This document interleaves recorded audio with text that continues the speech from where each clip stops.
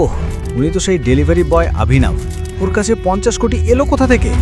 Coat pant পরে এসেছে বলে কেউ চিনতে পারছে না। হ্যাঁ ঠিকই তো, 2 দিন আগে আমার অফিসে লাঞ্চ ডেলিভারি দিতে এসেছিল। আমাদের কোনো সম্মান নেই নাকি? এমন একজন এলোমেলো মানুষ এত বড় নিলামে ঢুকলো কিভাবে? ওর কাছে 50 কোটি তো দূরের কথা, 50 টাকাও পর্যন্ত নেই। নিলাম বন্ধ করুন এবং এই ইম্পোর্টেড কার্পেট আর্চনাজিকে দিয়ে দিন।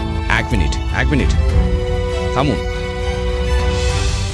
যদি এই ডেলিভারি বয়ের কাছে 50 কোটি না থাকে, তবে আমি অর্চনাজির বিড চ্যালেঞ্জ করছি।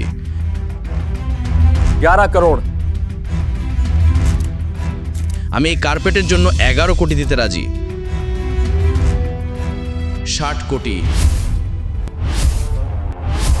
আরে ডেলিভারি বয়, পাগল হয়েছ নাকি? 60 কোটি কোথা থেকে আনবে? এটা নিলাম শিশুদের খেলা নয়। এখানে যা বলবে সেটা দিতে হবে। মুহূর্তের মধ্যেই অভিনব একটি চেক বই বের করল এবং 60 কোটির একটি চেক সই করতে শুরু করল।